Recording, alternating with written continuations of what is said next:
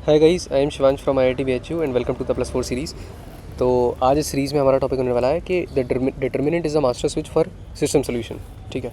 अब जो बच्चे हैं जिनका ये कॉन्सेप्ट कवर नहीं है या फिर बैकलॉग है या फिर रिवाइज नहीं कर रखा है तो टेंशन लेने वाली बात नहीं है। आज इस कॉन्सेप्ट में ये जो भी टॉपिक है क्रिस्टल क्लियर कर दूंगा तुम लोगों को, ताकि एग्जाम में अगर तुमसे टकरा जाए क्वेश्चन तो तुम 4 नंबर तुम्हारे कहीं नहीं जाने चाहिए, वो 4 नंबर तुम्हारे गारंटीड हो जाएंगे। ठीक है, तो स्टार्ट करते हैं। देखो, इसका मीनिंग सिंपल होता है। एक सेकेंड, इसका मीनिंग सिंपल होता है। ठीक है। इसका मतलब ये है कि डिटर्मिनेंट, मैं पॉइंटर स्विच कर लेता हूँ। इसका मतलब ये है कि डिटर्मिनेंट तुम्हारा क्या डिसाइड करता है कि सोल्यूशन एग्जिस्ट करेंगे या नहीं करेंगे, और अगर करेंगे तो कितने सोल्यूशंस होंगे। इसको मैं बोलता हूँ मास्टर स्विच। ठीक है, मतलब तुम्हारा डिटर्मिनेंट के केस में दो केस बनते हैं। एक, जब D is equal to zero हो जाए, D is not equal to zero, तब उस केस में तुम्हारा यूनिक सोल्यूशन आएगा। और D is equal to zero, तब इस केस में तुम्हारा डिपेंडेंट सिस्टम आएगा, यानी कि नो सोल्यूशन भी हो सकते हैं, इनफिनिट सोल्यूशन भी हो सकते हैं। वो कैसे चेक करना है वो मैं आगे बताता हूँ। ठीक है, सबसे पहले हम सेटअप देखते हैं, सिस्टम ऑफ इक्वेशन। अब देखो, इसमें जो हम इक्वेशन की बात कर रहे हैं वो इक्वेशन इस टाइप की है। देखो, मैं ढंग से लिख नहीं पा रहा हूँ क्योंकि मेरे पास माउस है। ठीक है, समझ जाना। a1x plus b1y plus b1y plus is equals to c1 और a2x plus b2y is equals to c2, ये दो टाइप की हमने इक्वेशन ले ली। इसको मैट्रिक्स फॉर्म में तुम लोग को लिखना आता है। a1 लिख दो यहाँ, a2 लिख दो यहाँ, इस टाइप का तुम लोग लिख लोगे। ठीक है, मैं पूरा लिख के नहीं बता रहा हूँ, बोल के बता दे रहा हूँ, तुम लोग लिख सकते हो उस चीज़ को। ठीक है, अब डिटर्मिनेंट कैसे लेना है मैं वो भी बता देता हूँ। डिटर्मिनेंट कैसे लोगे तुम लोग, a1 b2 minus a2 b1, इस तरह से तुम लोग डिटर्मिनेंट लोगे। और जो डिटर्मिनेंट आएगा d, वो एक सिंगल नंबर होगा। ठीक है, और ये डिसाइड करेगा कि पूरे सिस्टम का बिहेवियर क्या है, मतलब नो सोल्यूशन है, इनफाइनाइट सोल्यूशन है, ठीक है, सिंगल सोल्यूशन है, जो कुछ भी आएगा वो सिर्फ डी डिसाइड करेगा हमारा। ठीक है, अब मैं इसका एनालिसिस करता हूँ। पहले मैं केस 1 ले लेता हूँ। केस 1 ले लूँगा D is not equal to zero. ठीक है, ये वाला ये केस ले लूँगा कि D is not equal to zero है। ठीक है, इस केस में क्या होगा, सिस्टम के पास यूनिक सोल्यूशन होगा, मतलब एक ही सोल्यूशन बन रहा होगा, यानी कि दोनों इक्वेशंस हमारी इंडिपेंडेंट होगी। और जो भी लाइन्स हैं, मान लो ये जो लाइन्स हैं ऐसे, ये सिर्फ एक पॉइंट पर इंटरसेक्ट कर रही होगी। ठीक है, सिर्फ इनका एक कॉमन पॉइंट ऑफ इंटरसेक्शन होगा। ठीक है, तो तुम इसको डायरेक्टली सॉल्व कर सकते हो, या तो तुम क्रैमर्स रूल लगा लो। क्रैमर्स रूल ये रखा है, इस फॉर्मूले को डायरेक्टली याद कर लो, डायरेक्टली लगा सकते हो। ये x इक्वल्स टू एक्स मतलब सोल्यूशन होगा, ये डी एक्स अपॉन डी। ठीक है, आगे इस चीज़ को थोड़ा सा और समझाऊंगा मैं।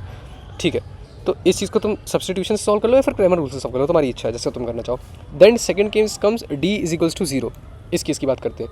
अब यहाँ स्टूडेंट्स गलती करते हैं, इसलिए इसको ध्यान से सुनना। पहले तुम्हें चेक करना पड़ेगा d1। ठीक है, डिटर्मिनेंट 1 चेक कर, एक सेकंड, तुम्हें पहले यहाँ चेक करना पड़ेगा डिटर्मिनेंट 1, जो कि हो जाएगा c1 b2 minus c2 b1। ये तो डिटर्मिनेंट्स में तुमने पढ़ा ही होगा। और यहाँ पर d1 चेक करोगे और d2 चेक करोगे। ठीक है, ये दो चीज़ें तुमने चेक कर ली। ठीक है, उसके बाद अब इसका सब केस बनता है। सब केस क्या होता है कि अगर d ज़ीरो आ जाए, d1 ज़ीरो हो और d2 ज़ीरो, मतलब तीनों चीज़ें ज़ीरो आ रही है। मेरी d ज़ीरो आ रही है, मेरी d1 ज़ीरो आ रही है और मेरी d2 ज़ीरो आ रही है। तो इस केस में क्या हो जाएगा, मेरा इन्फिनिट सोल्यूशन हो जाएगा। इन्फिनिट सोल्यूशन वाला केस ये जो दिख रहा है तुम लोग को, ये वाला, ये इन्फिनिट सोल्यूशन वाला केस हो जाएगा। ठीक है, मतलब क्या है कि दोनों इक्वेशन एक्जैक्टली सेम लाइन पर हैं और हर पॉइंट सेटिस्फाई करेगा, यानी कि ऐसा, इस केस में ऐसा हो जाएगा। मतलब इन्फिनिट सोल्यूशन वाला इस ऐसा केस होता है कि दोनों लाइन एक ही है, मतलब ऐसा मानो कि एक ही लाइन है। गलत बना दिया मैंने थोड़ा सा, इसको ये करो, दोनों लाइन एक ही है।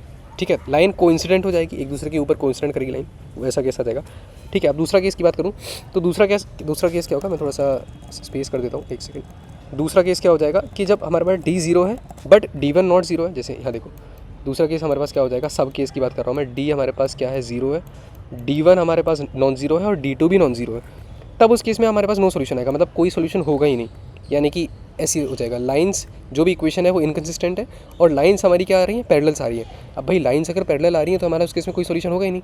और मैंने केस तुम लोग को क्या बता दिया कि डी ज़ीरो है, d1 नॉन ज़ीरो है और d2 भी नॉन ज़ीरो है। ठीक है, कभी इंटरसेक्ट नहीं करेगी ये लाइंस, तो ये हमारा क्या आ जाएगा, नो सोल्यूशन वाला केस का पार्ट आ जाएगा।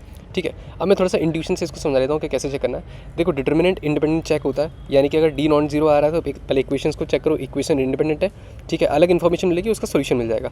और अगर डी जीरो है तो वो डिपेंडेंट सोल्यूशन का केस है, यानी कि सेम इन्फो रिपीट करेगी और उसका वो मतलब प्रॉब्लम लगा तो वो चीज़ सॉल्व कर सकते हो। ठीक है, अब एक हैक सुन लो, एक सेकेंड अपना, एक हैक सुन लो, एक सेकेंड, ये हैक सुन लो, ये वाला। ठीक है, ये हैक क्या बोलता है कि सॉल्व करने से पहले डिटर्मिनेंट चेक कर लो। ठीक है, सॉल्व करने से पहले तुम लोग को डिटर्मिनेंट चेक करना है, यानी कि अगर वही चीज़, सेम चीज़ समरी बता रहा हूँ कि डी अगर नॉन ज़ीरो आ रहा है तुम्हारा तो उसको डायरेक्टली सॉल्व कर लो। ठीक है, और अगर डी तुम्हारा ज़ीरो आ रहा है तो थोड़ी देर के लिए रुक जाओ, उसको चेक कर लो कि उसका नेचर क्या है, एक्जैक्टली उसका क्या नेचर बता रहा है। ये जो स्टेप है, मतलब ये जो, फिर से सुन लो, एक बार और सुन लो। डी अगर नॉन ज़ीरो है, ये वाले केस की बात हो रही है, तो डायरेक्टली सॉल्व कर दो, सॉल्यूशन जो भी होगा। बट अगर डी ज़ीरो है, ठीक है, तो तुम्हें दो केस के लिए सॉल्व करना पड़ेगा। थोड़ी देर के लिए रुक जाओ, सोचो और ये देखो कि उसका नेचर क्या है। नेचर चेक कर लो उसका। तो ये जो स्टेप है ये तुम्हें सिली मिस्टेक से बचा लेगा। जो भी तुम सिली मिस्टेक्स कर रहे हो कि मीन्स में जल्दबाजी में मैथ्स में कैलकुलेशन मिस्टेक सबसे ज़्यादा होती है, तो ये स्टेप तुम्हें सिली मिस्टेक से बचा लेगा।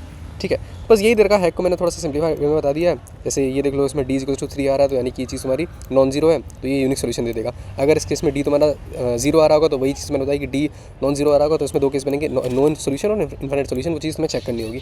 बस यही चीज़ दे रखी है। इस कॉन्सेप्ट को अच्छे से कवर कर लेना, मास्टर कर लोगे, बहुत अच्छा क्वेश्चंस आते हैं और तुम इजीली इसको कर सकते हो, टैकल कर सकते हो। 4 नंबर तुम्हारे कहीं नहीं जा रहे उसके इसमें। ठीक है, टाइम कम है, अच्छे से कवर कर लो। ठीक है, thanks for watching, bye bye.